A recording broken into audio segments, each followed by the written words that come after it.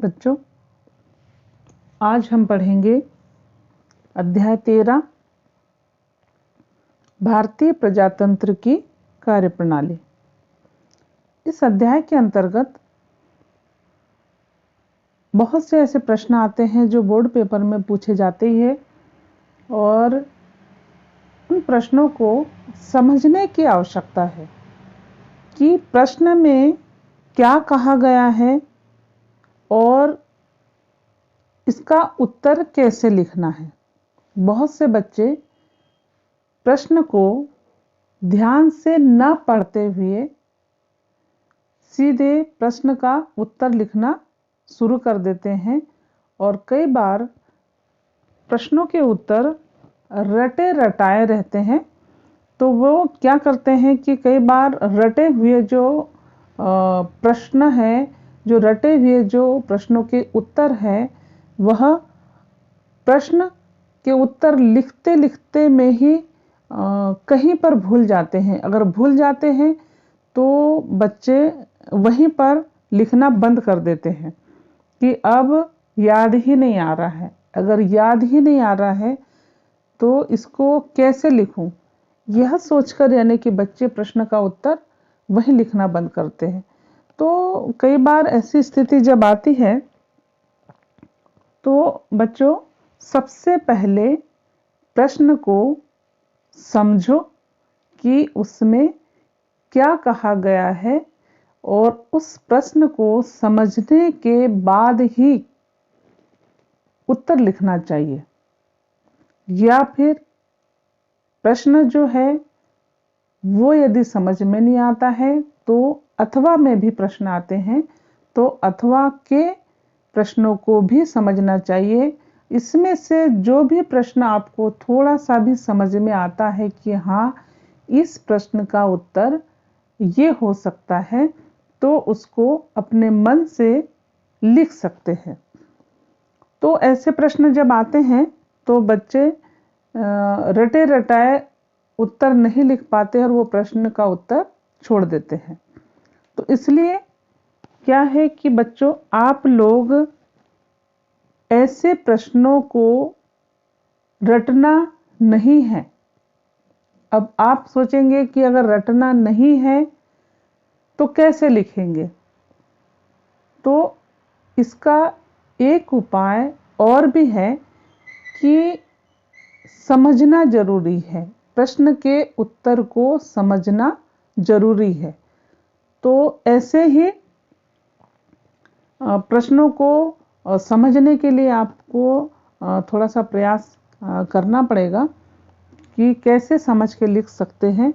तो इसमें से एक प्रश्न मैं आपको संक्षिप्त में बताऊंगी और आप अगर बार बार अगर इस प्रश्न को अगर आप वीडियो के द्वारा जो बनाए हुए जो आंसर है उसको अगर आप समझने की कोशिश करेंगे और बार बार देखोगे तो आपको अवश्य समझ में आएगा।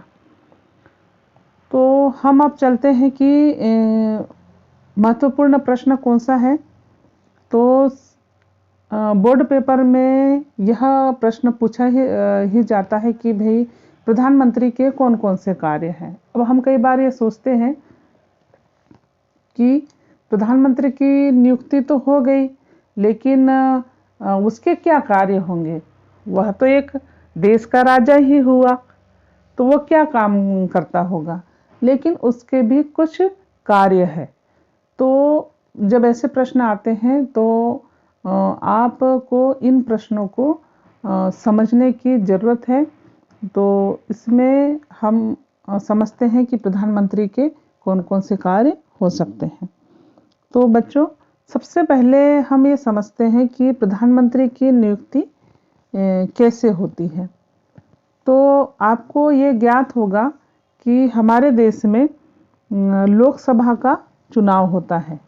तो उस लोकसभा के चुनाव में, चुनाव को ही निर्वाचन कहते हैं, तो चुनाव के बाद में राष्ट्रपति जो बहुमत के साथ में जो दल जीतकर आता है उसके नेता को प्रधानमंत्री पद पर नियुक्त करता है। उसमें से, उस दल में से जो भी व्यक्ति अगर योग्य होगा तो उस नेता को यानी कि प्रधानमंत्री के पद पर नियुक्त कर सकता है।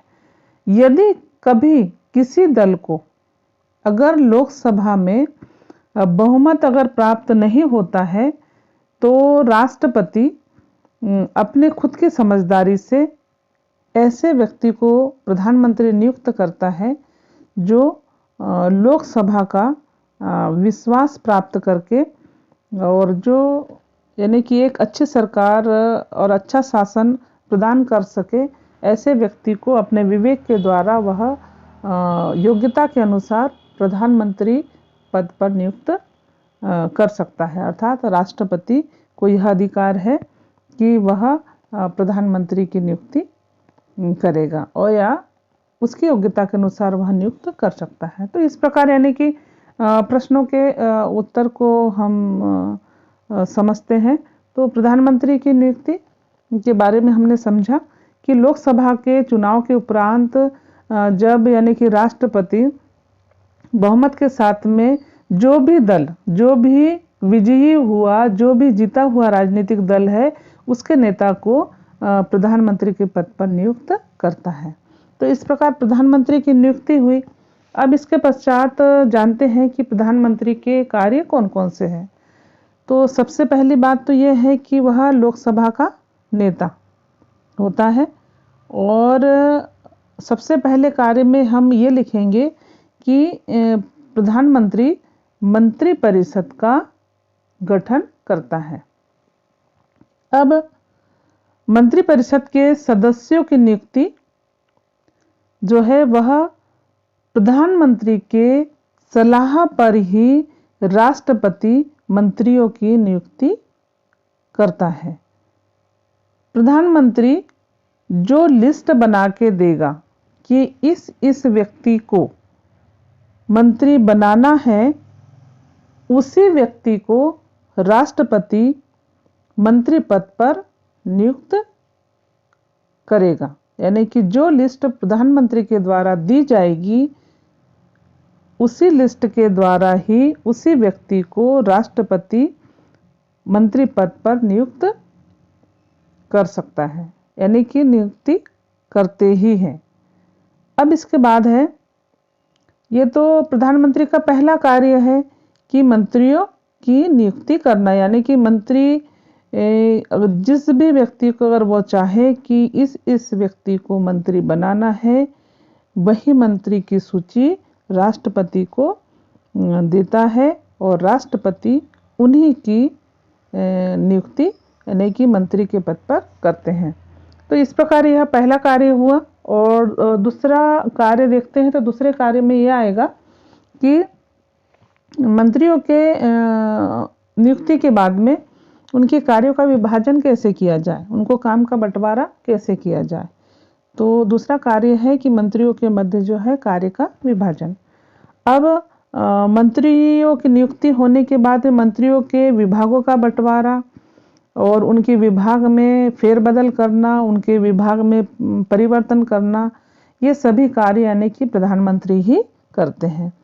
तो इस प्रकार यानी कि यह दूसरा कार्य हुआ। अब इसके बाद है कि तीसरा काम है कि मंत्री के विभाग जो है उनके कार्यों में हस्तक्षेप भी यानी कि प्रधानमंत्री ही करते हैं कि प्रधानमंत्री आवश्यकता पड़ने पर वे किसी भी विभाग के मंत्री के कार्यों में हस्तक्षेप वह कर सकता है और उस मंत्री को आवश्यकता पड़ने पर सुझाव दे सकता है, निर्देश दे सकता है और मार्गदर्शन भी दे सकता है। तो इस प्रकार यानी कि प्रधानमंत्री मंत्रियों का मंत्री परिषद का गठन भी करता है, मंत्रियों के मध्य जो है काम का बंटवारा भी करता है और उनके विभाग में वह हस्तक्षेप भी कर सकता है। अब इसके पश्चात जानते हैं कि और कौन कौन से कार्य हो सकते हैं। तो इसमें है कि मंत्रियों को हटाना। अगर प्रधानमंत्री अगर मंत्रियों की अगर नियुक्ति करता भी है तो उसको हटाने का अधिकार भी प्रधानमंत्री के ही पास में है। अगर वह किसी भी मंत्री वह चाहेगा तो मंत्री पद तक रह सकता है, नहीं तो वह त्यागपत्र की मांग भी कर सकता है। कौन? प्रधानमंत्री। अगर कोई मंत्री त्यागपत्र नहीं देता है तो संबंधित मंत्री को बर्खास्त करने के लिए भी, अर्थात उसको हटाने के लिए भी वह राष्ट्रपति से कह सकता है, और अगर वो राष्ट्रपति से कहेगा तो उस मंत्री को हटना ही पड़ेगा। तो इस प्रकार हुआ कार्य। अब इसके बाद में है कि मंत्रिपरिषद की जो बैठक होती है उसमें वह अध्यक्षता भी करता है। प्रधानमंत्री यानी कि मंत्रिपरिषद की बैठकों की अध्यक्षता भी करता है, और मंत्रिपरिषद के जो निर्णय होते हैं वह सभी की सहमति से, साधारणतः सभी की सर्वसम्मति से लिए जाते हैं। पर अगर किसी कारणवश अगर मतभेद की स्थिति अगर बनती है तो ऐसे समय में निर्णय जो है वह बहुमत से लिए जाते हैं, कि और जो बहुमत के आधार पर जो सामूहिक जो निर्णय होगा वही निर्णय को यानी कि मान्य करते हैं, कि यानी कि सभी बहुमत के आधार पर जो निर्णय अगर होगा वही मान्य करेंगे। अब इसके पश्चात है कि बहुत से और भी कार्य है, लेकिन उसमें एक और है कार्य है कि नियुक्ति संबंधी कार्य, कि भारत के राष्ट्रपति को नियुक्तियां करने का अधिकार तो है, पर जितने भी नियुक्तियां अगर मान लो राष्ट्रपति करता भी है तो उन सभी नियुक्तियां जो है वह प्रधानमंत्री की सलाह के द्वारा ही की जाती है। जैसे विदेशों में भारत के राजदूत हैं और राज्यों के राज्यपाल है, तीनों सेनाओं के सेनापति है, ऐसे बहुत से यानी कि जो नियुक्तियां हैं वह राष्ट्रपति जो है वो प्रधानमंत्री की सलाह के बाद ही यानी कि इनकी नियुक्तियां होती है। तो इस प्रकार यानी कि प्रधानमंत्री के कार्य हुए। तो बच्चों आप लोग समझ ही गए होंगे कि भाई कि प्रधानमंत्री कौन कौन से कार्य करता है। तो फिर से एक बार संक्षिप्त में रिवाइज करते हैं कि कौन कौन से कार्य हैं। तो आप अगर कभी लिखोगे तो सबसे पहले ये लिखना कि प्रधानमंत्री लोकसभा का नेता होता है और मंत्रिपरिषद का गठन करता है, और मंत्रियों के बीच फिर काम का विभाजन अर्थात कार्य का विभाजन भी प्रधानमंत्री करता है, और मंत्रियों के विभाग और उनके जो कार्य होते हैं उसमें हस्तक्षेप भी यानी कि प्रधानमंत्री कर सकता है, और मंत्रियों को हटाने का कार्य भी प्रधानमंत्री के पास में है, और मंत्रिपरिषद की बैठकों की अध्यक्षता भी प्रधानमंत्री ही करते हैं, और भी जो नियुक्तियों का कार्य है वह यानी कि प्रधानमंत्री ही करते हैं।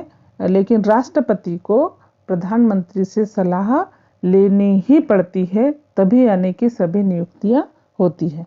तो इस प्रकार बच्चों ये हुए प्रधानमंत्री के कार्य। तो आप सभी को समझ में आ ही चुका होगा। तो इस प्रकार यानी कि सरल शब्दों में आप समझ सकते हैं और लिख भी सकते हैं। तो यदि किसी प्रकार की कभी अगर कोई समस्या आती है तो आप कमेंट बॉक्स में लिखिए और अवश्य ही यानी कि उसका उत्तर दिया जाएगा। तो बच्चों आज इतना ही, फिर मिलेंगे कुछ महत्वपूर्ण प्रश्नों के साथ में। तो गुड बाय बच्चों। लाइक, शेयर और सब्सक्राइब करना न भूलें। और